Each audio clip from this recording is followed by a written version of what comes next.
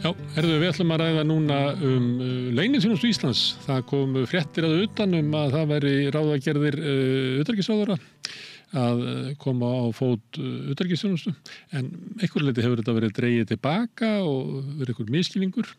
En Helen Ólafsdóttir, sem öryggis- og þróunarsérfræðingur, hún skrifaði grein leyniþjónustuna og var ekki hrifin af hugmyndinni og Helen hér á Zoom-i frá, þú ert líklega í Englandi núna, eða ekki Helen?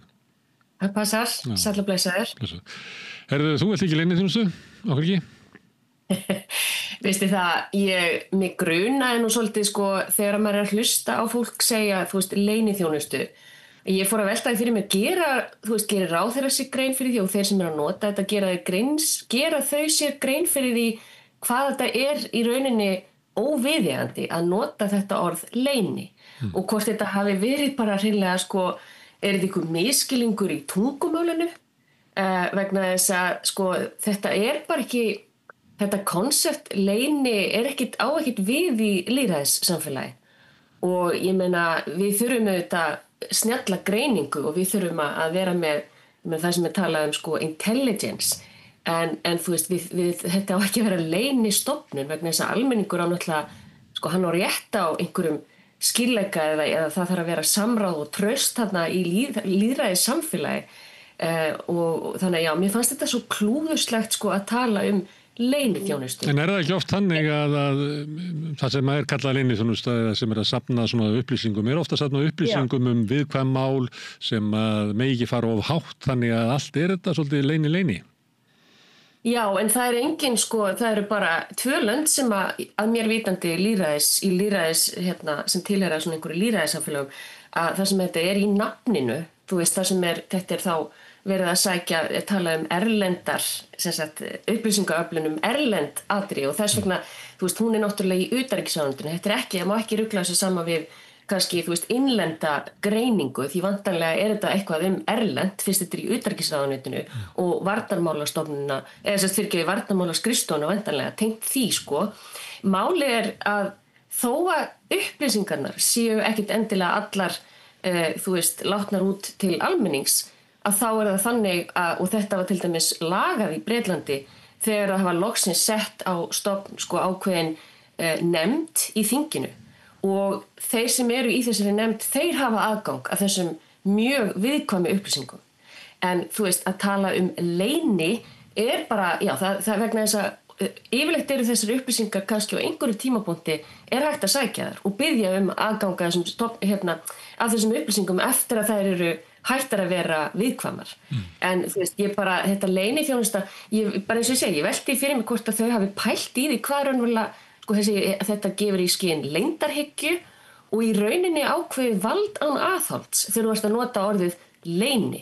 Ég meina, þetta er greiningarstarfsemi, vantanlega sem verið að tala en svo líka má spyrja sig hvað eru þau að meina með þessari stofnun sem þau eru hyggjast setja á lappirnar. Það er líka ágæt spurning, Hvaða upplýsingar verið að sækja? Mér sagt það af fólki sem vinnur í utanríkisráðuneytinu að það sem hefur vaxið þar innandyra er svona varnarmálaskrifstofan og ráðuneytið sé að verða meira svona varnarmálaráðuneyti og þetta myndi líklega bæta enn meiru á það að þetta væri svona hluti af varnarmálaskrifstofunum myndi gera utanríkisráðuneytið enn frekar að svona varnarmálaráðuneyti. Einmitt. Mér hefur fundist þessi varnar þessi skrifstofa og þessi hluti í utanríkisráðuneytinu, hann yfirgnæfir allt annað. Þegar þú ferð til dæmis inn á Ministry of Foreign Affairs.is það ferð inn á ensku síðuna, það einað sem þú sérð eru bara einhverju svona yfirleitt, ég nú ekki farið inn í dag, en þá er þetta yfirleitt svona rosalega mikil skilaboð einhverjar heræfingar og yfirgnæfið allt annað hjá ráðuneytinu sem ætti að vera eitthvað svona meira diplomasíu, kannski meiri skilaboðum þróunarstarfsemi og önnur svona erlend erindsrekar, þú veist, business. En þarna varnarskrifstofan, hún yfirgnæfir finnst mér algjörlega utanríkisráðuneytið. Sumir hafa sagt að það ætti hreinlega að vera bara sér ráðuneyti fyrir varnarmál. Ég svo sem enga sérstaka Ég veit það ekki, en sko greiningardeild inn í utanríkisráðuneytinu, nú ætlum ég bara að segja eitt að nú hefur þetta verið, ráðherravaldið svo rosalegt á Íslandi og það sem ég hefði sko miklar áhyggjur af að hvernig þessi stofnun sett upp og hvar þið aðhaldið. Þess að, þú veist, hvernig þið lagabókstafurinn, hvernig þetta í lögum. Því það þarf lýðræðislegt aðhald og það þarf sko fyrir svona greiningarstað sem það safna upplýsingum. Það má líka spyrja sig, þú veist, við endilega með bara bjargirnar eða peningana til þess að við setjum upp einhverja sérstaka greiningardeildin í utanríkisráðuneytinu. Ég myndi frekar tala að þessi greiningardeild ætti einmitt að bara að efla samstarfið þá við aðrar stofnanir og við önnur lönd sem eru þá miklu betur falin til þess að vera að sækja einhverju upplýsingar eða leyni upplýsingar. Við þurfum að tala gagnsæi, ábyrgð. En Helen, það hægt að svona, eins og það kallað bara útvista svona greiningu, sækja það bara frá Noregi eða Skotlandi eða ég veit ekki hvert þú myndir sækja það. Er það boðlegt fyrir fullvalda ríki? Það geti ekki metið sjálft sína einu öryggishagsmuni og verið sjálft með getuna til þess að greina hættuna og annað slíkt?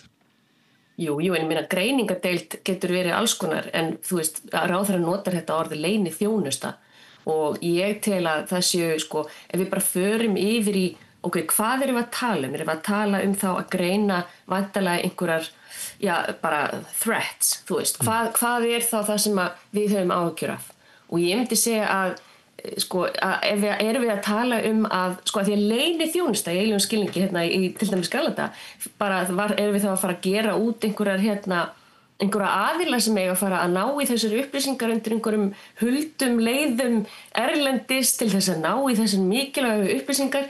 Ég held að við hefum ekkert burðina til þess að vera með einhverja svakalega leyni þjónustu. Við getum bara sótt þessar upplýsingar á mörgum áttum og metið það þannig.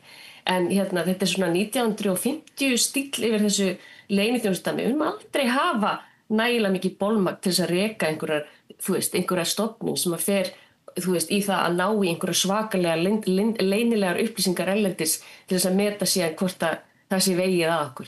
Ég sé það ekki með þessar 400.000 manna þjóð og hvernig, þetta er ekki raunveruleg pæling.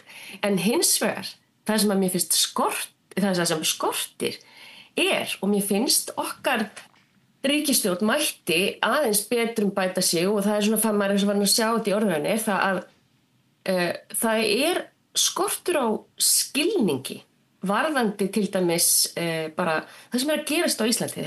Ísland hefur breyst rosalega hratt á síðustu 20 árum og ógnirnar að breytast líka alveg svakalega hratt og þá erum við að tala netöryggi, við erum að tala bara gervigreindina og hvaða þýðingu þetta hefur fyrir okkur og við erum að tala polariseringu í íslensku samfélagi þar sem við erum að horfa á til dæmis þessi hægri öfl rísa þarna. Þetta til dæmis eitthvað sem við mættum vera að leggja miklu meiri áherslu á varðandi greiningu til þess að skilja rót vandans vegna þess að mér finnst í orðræðunni vera rosalega mikið bara einblítt á það hvað að gerast og hvernig við bregðumst við því en ekki að virkilega skilja rót vandans sem blasir fyrir framan okkur og stór hættulegt. Sérstaklega þessi hægri öfgahyggja. Þú veist, ef maður hugsa bara hvað gerðist í Noregi á sínum tíma með Breivik.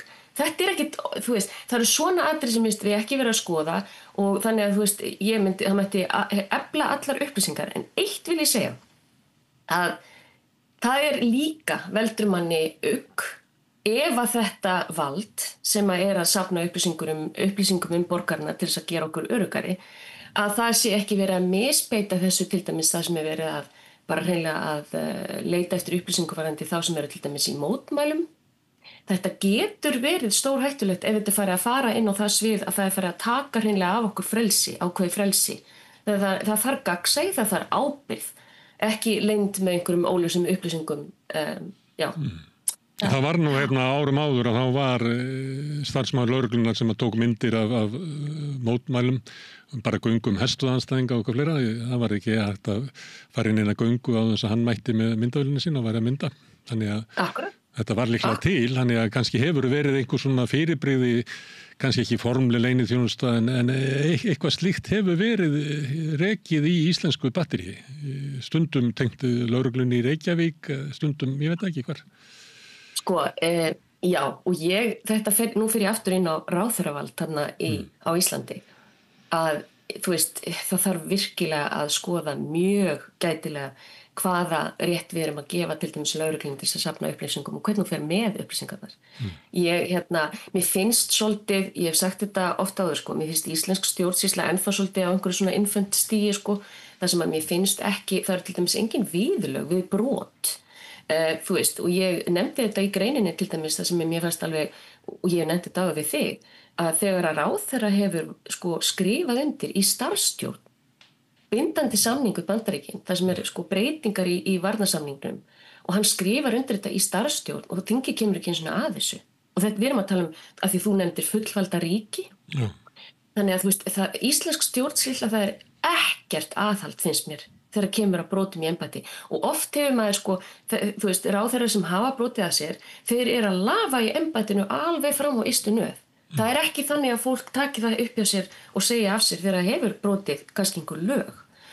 Hagsmunaskráning til dæmis á Alþingi, þar sem að menn vanræktu það, hefðu annars staðar kannski mögulega verið bara brottrekstrarsök af þinginu. Við erum ekkert með svoleiðis og þannig að það þarf endurskoða alla íslenska stjórnsýslu eins og leggur sig, varðandi bara bæði mitt þetta meira eftirlit með ráðherravaldi. Þannig að þegar við erum farin að tala leyniþjónustu og mér finnst ábótavant bara hvernig stjórnsýslan rekin í dag, þá er maður svona, nei, kannski ekki alveg, við erum ekki alveg komin þangað, svona aðeins fara, og fínt, ráðherran vil kannski bara opna umræðu þetta, tölum það þetta, hvað það sem þau eru að fara að hvernig upplýsingar þetta sem þið vantar? Hvað eru þið að fara að gera með upplýsingarnar? Það það sem ég vil spyrja þig á því að ráðherrann hefur svona dregið í land að þetta fréttin kom í erlendum miðli og það var ekki alveg svona rétt eftir haft. Hvað heldur að, en hins vegar ekki vafa á því að stjórnvöld að velta fyrir sér að búa til eitthvað svona fyrirbrigði í utanríkisráðuneytinu? Hvað heldur það að sé? Það nefnilega máli, sko. Það þarf að setja peninga í svona og þú þarft að réttlæta það þegar þú ert að setja peningana, þegar þú ert að setja á laggirnar greiningadeild og við bara, núna til dæmis við höfum talað, þú og ég öryggis stefnu Íslands og þú veist, það einmitt þetta því það þyrfti að uppfæra áhættumat og allt svoleiðis, kannski þessi greiningadeild bara til þess fallin en þú veist, þegar maður heyrir hann að tala leyniþjónustu, þá langar mig að vita hvað einmitt á bakvið pælinguna sem af hverju nota á orðið leyniþjónustu og auðvitað þetta klúðurslegt notkun á þessu. Þetta maður geti ímyndað sér að þetta myndi heita eitthvað svona eins og Icelandic Central Intelligence eða eitthvað svoleiðis en ekki Secret Intelligence. Þannig að ég held þetta hafi bara verið klúður í orðalaginu en samt sem áður þegar þú fer að setja upp greiningadeild nákvæmlega erum við að það eitt ef við erum að til dæmis að horfa á hópa sem eru í glæpa starfsemi og annað, þá það núna undir lögreglu og það í samtöku við Interpol, þannig að hvaða upplýsingar þetta sem við erum að fara að henda inn í, þú veist, sem við verðum að fá inn í þessa greiningadeild sem vantarlega til þess að bæta bara eiginleika ráðuneytisins til þess að bara í stefnumótun, skilur við. En miðað við það sem maður heyrt hvernig ráðherrarnir hafa talað, þá það líklega óg sem að sæstrengirnir okkar eru gætu orðið fyrir netöryggismál, annars slíkt sem ykkur óg sem að kemur á utan sem myndi þá tilheyra þessari. En á það að vera í utanríkisráðuneytinu. Aftur kem ég að því, hvar þessi greiningadeild sett? Þú veist, það svolítið skrítið að hugsa sér að það ætti að vera í utanríkisráðuneytinu. Vegna þess að við erum að tala okkar innri stoðir, við erum að tala einmitt, það væri kannski miklu, þú veist, allar að fara að setja inn einhverja svakalega sérfræðinga og engineer, verkfræðinga og annað inn í greiningadeildin í utanríkis, það þarf aðeins að hugsa bara, þetta eitthvað sem á að heyra undir utanríkisráðherra ef við erum aftur að tala okkar eigin varnir. Þannig að þú veist, það þarf einhvern veginn skýrari, held ég, hugsun þarna bakvið hvað greiningadeildin að fara að gera. Nú mætti til dæmis segja, Íslendingar hafa vaðið út í alls konar starfsemi. Við fórum á lista staðfestu þjóða, til dæmis, og þegar við höfum vaðið að stað inn í svona commitment, eins og til dæmis NATO í Afganistan, sem var náttúrulega bara alveg skelfilegt. Það voru bara konir menn í einhverjur jeppasveitir, þú veist, örafum Afganistan, stór hættulegt og question, þú veist, já, einmitt eftir að higgja, við vitum hvernig fór með Afganistan, en þá fyrir maður að velta fyrir sér, ok, það væri kannski, þú veist, það þarf kannski þá meiri greiningu til þess að átta sig á því að þegar við erum að taka þátt í svona verkefni, hvaða, þú veist, að gera áhættumat og hvað hefur þetta áhrif á okkar eigin, bara, er þetta eitthvað að vera að auka áhættuna, erum við að taka þátt í ykkur sem að draga úr áhættunni, mér finnst vanta til dæmis algjöran skilning á því þegar við erum að taka mjög miklar og mikilvægar til dæmis ákvörðunir í utanríkismálum, sérstaklega þegar kemur að því, til dæmis við tókum þátt í vopnakaupum á einum punkti, hvaða áhrif hefur það á okkur og varandi bara áhættur. Þannig að, jú, það má vera vissulega miklu meiri greining og miklu meiri pæling á bakvið stefnumótun í utanríkisráðuneytinu þegar kemur að varnarmálum. Því mér hefur fundið skunda út í þetta án þess að það sé nokkuð samráð við þjóðina og ekki nægilegt samráð við þingið. En það greiningadeild lögreglunar og hún heyrði þetta dómsmálaráðið sem að meðal annars ætti að vera að skoða mál eins og þú nefndir sem að uppganga svona hægri öfga sem að oft beinist að innflytjendum og það maður ætla að þar væri eitthvað slík rannsókn í gangi en dettur þetta í huga því að Þorbjörg Sigríður Gunnlaugsdóttir var að skrifa grein á Vísi, við þurfum ekki að loka landinu, við þurfum að opna augun, segir hún, þar sem hún talar já, svona ógnin í greininni hennar eiginlega frekar af innflytjendum heldur en þeim sem eru að nota innflytjendur til þess að skapa óeiningu og óvild í samfélaginu. Sko, það alveg klárt mál og það hefur oft verið talað um það að það hefur ekki verið nógu mikið, til dæmis varandi alþjóðlega glæpastarfsemi, þá hefur ekki verið nægilega mikið bolmagn hjá til dæmis lögreglunni til þess að rannsaka slík mál. En eitt forvörn og hitt síðan fyrir þetta komið inn á borð lögreglunnar þar sem menn eru hreinlega að eiga að vera að rannsaka glæpi, ekki satt. Ég alveg á því að það vantar miklu meiri umfangsmeiri greiningu á okkar vandamálum og okkar hættum. Og það þarf ekki endilega að vera beintengt einhverjum, að því að eins og ég segi, lögreglan að rannsaka glæpi. En það sem okkur vantar á Íslandi, finnst mér, að setja miklu meira fút í forvarnir. Því að það ekkert af því að bekenna að það polarisering sem á sér stað út af því að það þú veist, af kannski einhverju 400.000 eru kannski einhverju 80.000 útlendingar og það hefur skapað og það hægt að nýta sér þetta og það hefur verið að skapa ákveðna stemmingu innan ákveðna hópa þar sem að, þú veist, þetta orðið vandamál og við veitum það.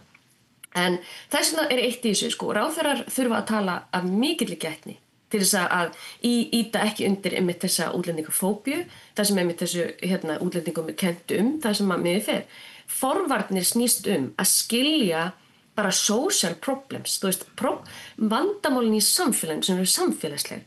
Því það staðreynd að það bara horfum bara á efnaðislegt misrétti og við horfum til dæmis á, þú veist, þeir eru að greina bara fátæk börn og það sem að gerast í samfélaginu, samfélagsleg vandamál, eiturlyf, alls konar svona hlutir sem að þarf að skilja rót vandans vegna þess að það eru þessi atriði sem eru að skapa líka ákveðna pólitísk fátækt getur til dæmis skapað ákveð ef kannski allt inn í 50% þjóðarinnar lifir undir ég bara taka dæmi skilur mér finnst vanta að skoða samfélagið okkar og ef að ég, nú tölum til dæmis bara með lögregluna ég myndi frekar í staði fyrir að vera eða peningunum í vopn, þá myndi ég frekar setja miklu meiri fút í greiningu og að skilja hlut vandans til þess að koma til dæmis með það sem við kallum community policing, þess að með samfélagslögreglu.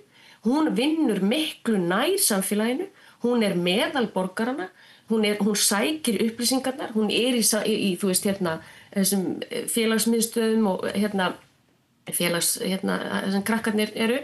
Þú veist, það vantar svona að vera bara miklu meira inn í samfélaginu til þess að skilja rót vandans. Það ekkert að því að bekina það að við séum komin með ákveðna pólitíseringu út af því að það eru svo margir útlendingar á Íslandi. En síðan því sem ljótara þegar þetta síðan allt í einu ekki lengur að tala um Schengen fólki sem að koma migrants að vinna, heldur þau farið að slengja skuldinni á einhverja örfá flóttamenn sem vilja ekkert annað en að lifa í friði og fá að vinna. En ráðherrar verða að tala varlega til þess að íta ekki undir þetta hennan skilning. Þorbjörg Sigríður tala svolítið á þeim nótum að þetta hefði skapað vandamál og lausnin sé þá að hinga komið færri innflytjendur og þá betri innflytjendur, að komið þá betur menntað fólk í hálennaru störfa við sem ekki að flytja inn fátækt fólk. Ég sé ekki alveg hvernig hún sér þetta gerast, en hún meðist hún taka eiginlega bara undir með þeim sem að eru hægrinu að vandinn eru innflytjendurnir og til þess að laga ástandi í samfélaginu þá verður bara að fækka þeim. Já, en þú gerir það náttúrulega ekki ef að fólk bara að koma og sækja sér vinnu. Við höfum enga rétt til þess að vera að loka á þá sem koma frá Schengensvæðinu, þetta bara raunveruleikinn.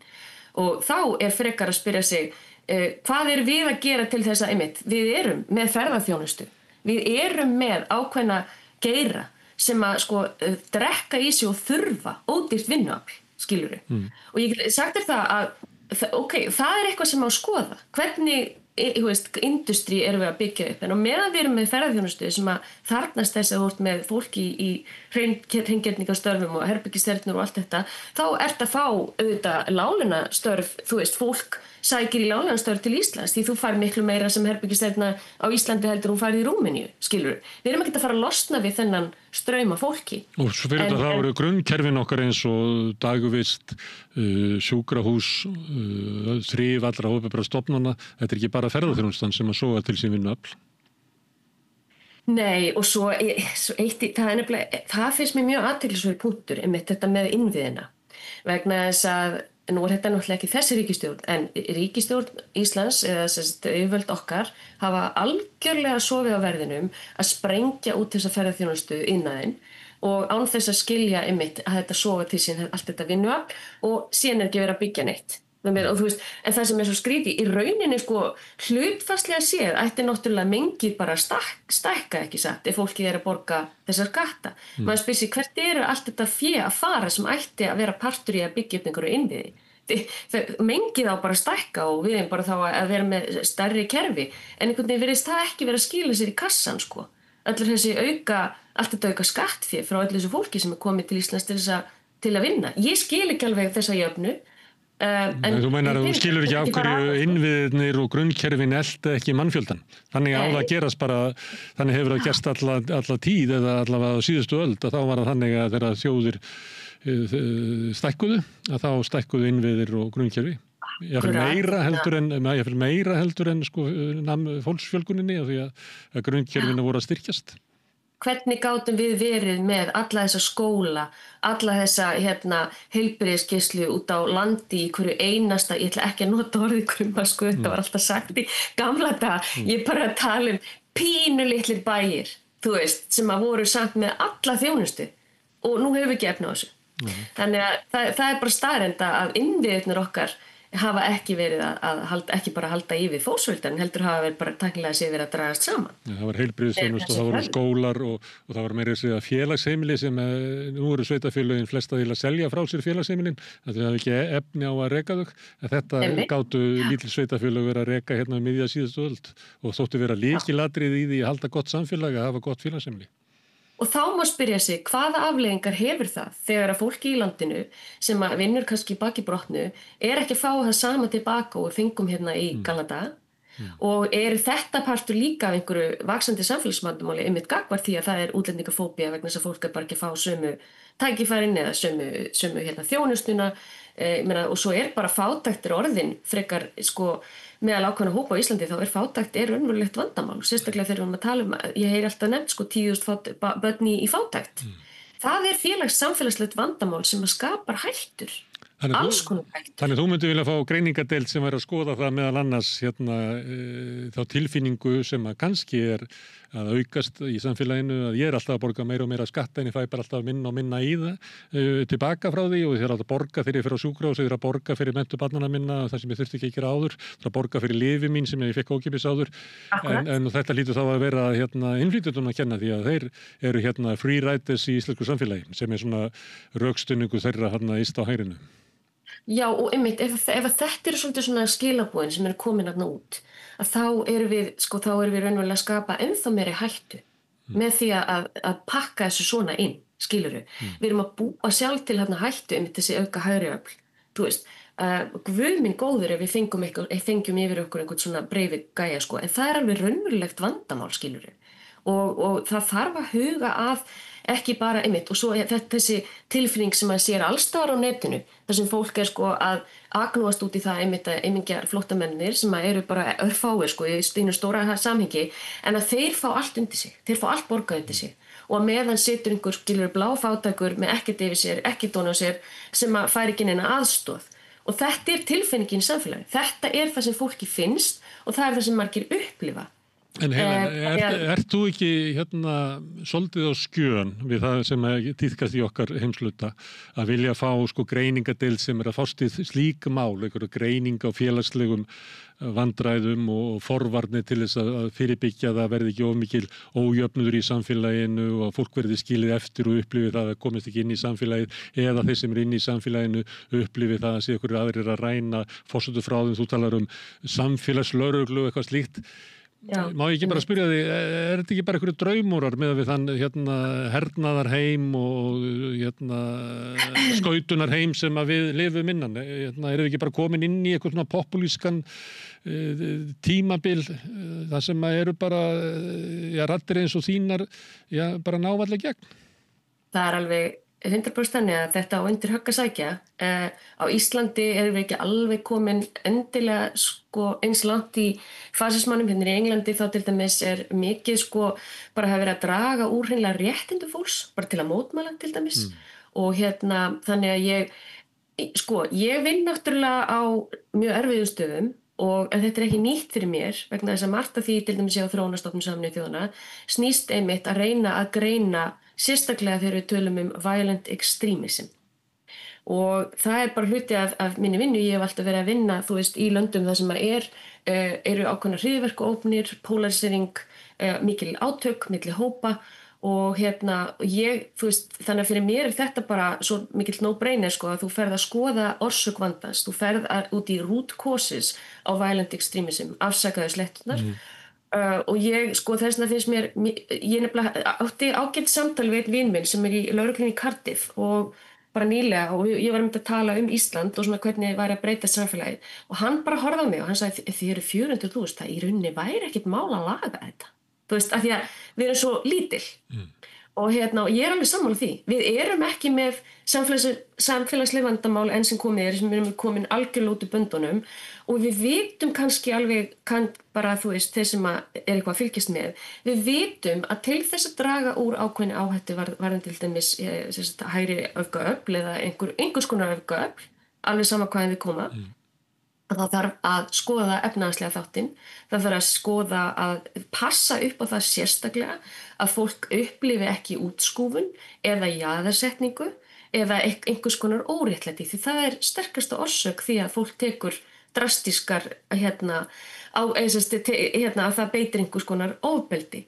Fyrir mér þetta bara svona, þetta bara no-brainer skilur og ég vildi bara það sem mér finnst að í íslenskri umræðu hvort sem það á RÚV eða bara oft í orðræðu hjá okkar yfirvöldum, það einmitt þessi herlæga hugsun og hernaðarhyggja sem að ég tel okkur bara alls ekki þurfa ef við viljum heilbrigt samfélag á Íslandi þá verðum við að setja miklu meiri peninga í þjónustu og að bara investera í fólkinu sjálfu og passa einmitt upp á það að við séum ekki með þess það þarf að díla við polariseringunna. Það ekki bara að humma þetta framan að sér. Hvernig ætlar að gera það? Þú þarft að skoða, eins og ég segi, ég hef verið að vinna með hópum og ég tilheyri parti af batteríi þar sem við erum að tala að leiða fólk saman, mediation, þar sem við erum að reyna að stilla til friðar oft í einhverjum átökum. Og það þarf að leiða hópa saman til þess að þeir skilji. Þú þarft að búa til eða stofna eða búa til eitthvað plattform, eitthvað rými þar sem hægt að leiða fólk saman til þess að auka skilning fólks á því hvaðan hinn að koma. Það þarf samtal og það þarf miklu meiri opinbera umræðu og það þarf að tækla þetta. En þetta getur síðan farið á einhvern náttúrulega stað, skilur. Já, en þú getur sagt, að við verðum að læra af reynslu annarra og fara ekki sömu braut og þau og fara þessar leiðir sem þú ert að benda á. En hægra megin við þegar fólk sem segir næstu það sama, segir að við verðum að læra af reynslu annarra þjóða og lausnin svo að við verðum bara að fækka innflytjendum. Já, en það ekki raunverulegt, skilur. Nefnum þú ætlir út úr Schengen. Þannig að ef að það er pælingin, við ætlum að fara út í Schengen, við ætlum bara að loka landamærunum, fæn, leyfum fólki bara að kjósa það. En þú veist, það er ekki í stöðunni eins og við erum í dag, þá er það bara hreinlega ekki raunverulegt.